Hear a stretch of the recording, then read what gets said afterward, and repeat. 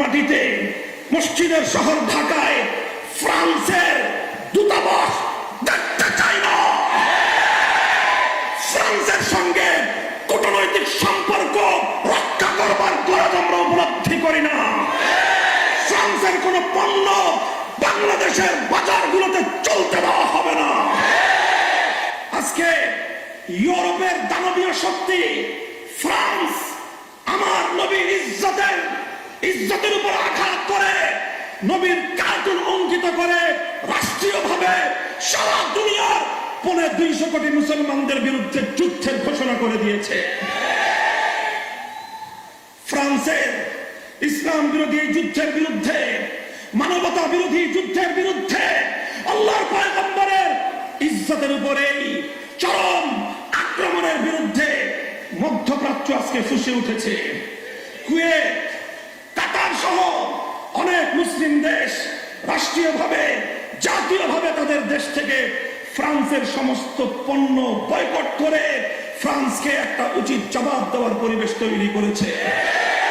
আমি জানতে চাই, এই 18 কোটি মুসলমানের বাংলাদেশ, 97% মুসলমানের বাংলাদেশ, শাহজালাল সমাধ্যমের বাংলাদেশ, হাজী শরীয়তুল্লাহ আহমদ শফীর বাংলাদেশ থেকে ফ্রান্সকে উচিত জবাব দেওয়ার মতো, সমুচিত বার্তা দেওয়ার মতো তাওহীদি জনতা বেঁচে আছে না মরে গেছে?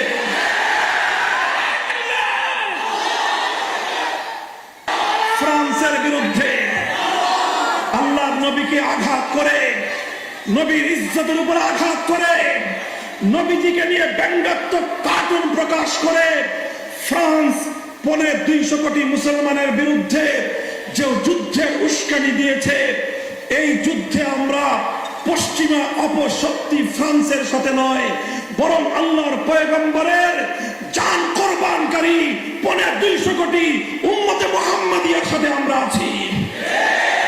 সরকারকে বলতে চাই, প্রশাসনকে বলতে চাই, এই বিষয়ে অতি দ্রুত বাংলাদেশের সরকার রাষ্ট্রীয়ভাবে ফ্রান্সের বিপক্ষে পদক্ষেপ গ্রহণ করুন।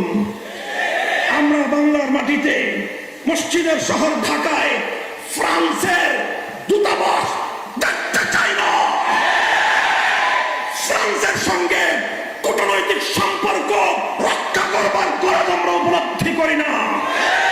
ফ্রান্সের কোন পণ্য বাংলাদেশের বাজারগুলোতে চলতে দেওয়া হবে না। আল্লামা আহমদ শফী নাই, কিন্তু তার আদর্শ মরে যায় নাই। তার সুযোগ্য উত্তরসূরি আল্লামা জুনায়েদ বাবু নগরী হায়াতে আছেন, আল্লামা নূর হোসেন কাসেমি হায়াতে আছেন, শীর্ষ নেতৃবৃন্দ ইনশাআল্লাহ আছেন।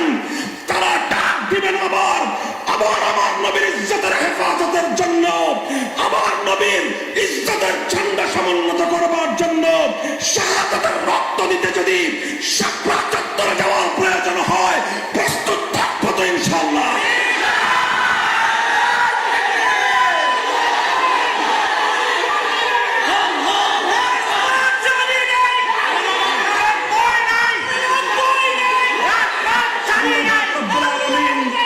আপনাদেরকে হিম্মত দান করুন।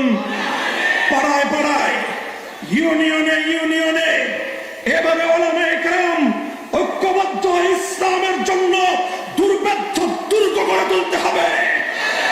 এদেশে আমরা ভাড়াটিয়া হিসেবে থাকি না, মাতৃভূমিতে মালিকানার অধিকার নিয়ে থাকি। এদেশে রাজনীতি করতে হলে ইসলামের প্রতি সম্মান প্রদর্শন করেই করতে হবে। ইসলামের প্রতি, আল্লাহর নবীর প্রতি, কোরআনের প্রতি যেখানে অসম্মান হবে, সমস্ত রাজনৈতিক দলগুলোকে সেখানে ইসলামের পক্ষে, মানবতার পক্ষে দাঁড়াতে হবে। যারা দাঁড়াতে পারবে না, দেশের পক্ষে যারা নেই, মানবতার পক্ষে যারা নেই, মহানবীর পক্ষে যারা নেই, উম্মতের বাংলাদেশে রাজনীতি করবার অধিকার তাদের নাই, অধিকার তাদের নাই। এই বার্তাটুকু পৌঁছে দেওয়ার মতো হিম্মত আছে তো ইনশাআল্লাহ?